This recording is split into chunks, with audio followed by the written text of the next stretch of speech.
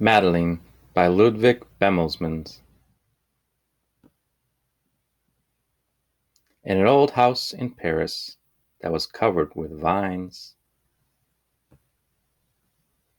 lived 12 little girls in 2 straight lines. In 2 straight lines they broke their bread and brushed their teeth and went to bed.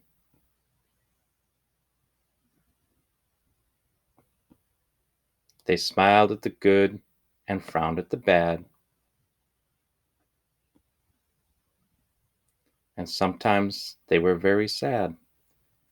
They left the house at 9:30 in 2 straight lines. In rain or shine, the smallest one was Madeline. She was not afraid of mice. She loved winter, snow, and ice. To the tiger in the zoo, Madeline just said, "Pooh-pooh." And nobody knew so well how to frighten Miss Clavel. In the middle of one night, Miss Clavel turned on her light and said, "Something is not right." Little Madeline sat in bed, cried and cried. Her eyes were red. And soon after Dr. Cone came, he rushed out to the phone.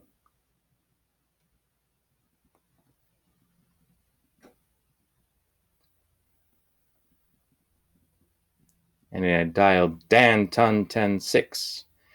"Nurse," he said, "it's an appendix." Everybody had to cry. Not a single eye was dry. Madeline was in his arm, in a blanket, safe and warm.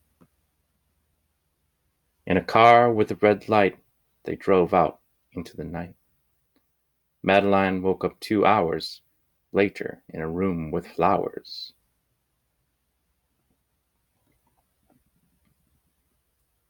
Madeline soon ate and drank. On her bed there was a crank, and a crack on the ceiling had the habit of sometimes looking like a rabbit. Outside were birds, trees, and sky, and so 10 days passed quickly by. One nice morning, Miss Clavel said, "Isn't this a fine day to visit Madeline?"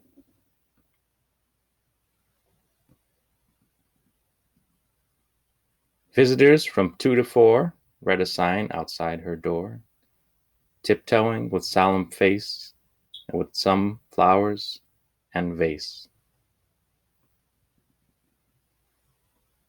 In they walked and they said, "Ah," when they saw the toys and candy and the dollhouse from Papa.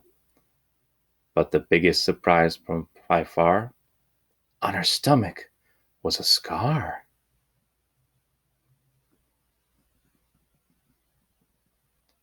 "Goodbye," they said, "we'll come again." And the little girls left in the rain.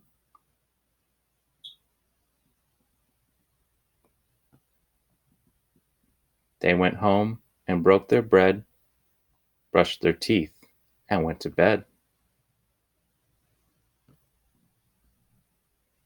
In the middle of the night, Miss Clavel turned on the light. She said, "Something is not right. I'm afraid of a disaster." Miss Clavel ran fast and faster, and she said, "Please, children, do tell me what is troubling you." And all the little girls cried, "Boo-hoo! We want to have our appendix out too."